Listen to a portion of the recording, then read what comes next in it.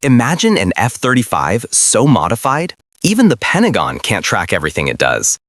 Israel built that jet, and tonight, we're counting down the banned systems that made it the most unpredictable strike fighter in the Middle East. Welcome back to the channel, where we dive into the tech, the strategy, and the hidden decisions reshaping the future of military aviation. In today's story, we're breaking down something fascinating: how Israel convinced the US to let them modify the F-35 into a version even America considers too independent. Because when the US sells a fifth-generation fighter, it usually comes with rules, hard rules, digital locks, software gates. But when Israel stepped in, they didn't just want an F-35. They wanted their F-35, one that could survive alone, enter hostile airspace without calling home, and strike enemies that surround them from every direction. That meant one thing: they needed access to components most countries are never allowed to modify. So let's begin the countdown. 10. The banned Open Mission Architecture Override. One of the biggest restrictions on US export F-35s is the closed mission architecture. It prevents countries from installing their own apps, sensors, or software without Pentagon approval. Israel said, "Nope, not gonna work here." Their threat environment is too rapid, too unpredictable, and too regional to wait months for software approval. So Israel negotiated something unprecedented: the Autonomous Mission Data Loader, sometimes called the plug-in brain slot. It lets them upload their own code, threat libraries, and battle algorithms without waiting for US permission. For Russia and Iran, this is terrifying. It means Israel's F-35s evolve faster than any American squadron, sometimes overnight. The US normally forbids modifications to the F-35's electronic warfare core. It's too sensitive and too integrated into the jet's stealth. But Israel again refused to rely on US systems. They installed their own EW suite called Sky Shield, which can jam Russian S-400s, spoof Iranian radars, change its signature on the fly, operate even if the US cuts off remote updates. This independence is what truly scares Russia and Iran. American F-35s follow US doctrine. Israel's F-35s, they improvise. 8. The banned dual-layer communication network. Most F-35 buyers must use Alice Odin, the American maintenance and communication backbone. This gives the US visibility into aircraft health, mission logs, and software status. Israel said, "We'll use it, but we'll also build our own." And the US normally does not allow that because it reduces oversight. Israel built an air-gapped communication layer, letting their F-35s operate without US digital visibility, fly missions nobody in the Pentagon sees in real time, integrate directly with Israeli drones and SAM networks, hide data after deep strike missions. To Russia and Iran, this means Israel can run operations so black that even America only hears about them when they're over. Here's where the banned label really becomes literal. The US normally restricts what weapons foreign F-35s can carry. This is partly technical and partly political. But Israel negotiated the right to integrate their own weapons, including Rampage air-to-surface missile, Python 5 dogfight missile, Spice precision glide bomb, Delilah cruise missile, Ghost micromunitions for stealth bays.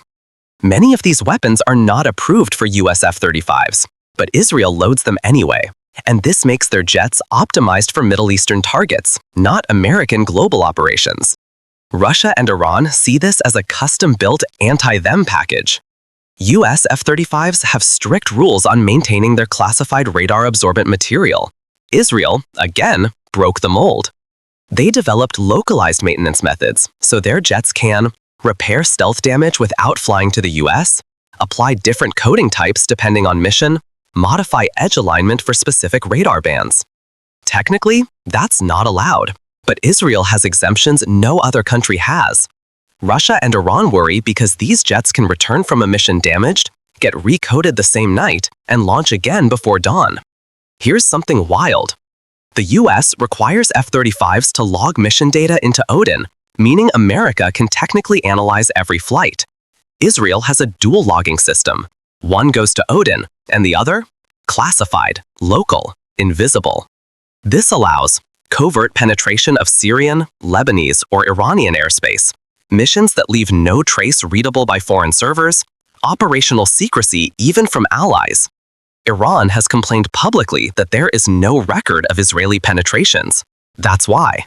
American F-35s have strict limits on AI-assisted targeting. Israel expanded these limits.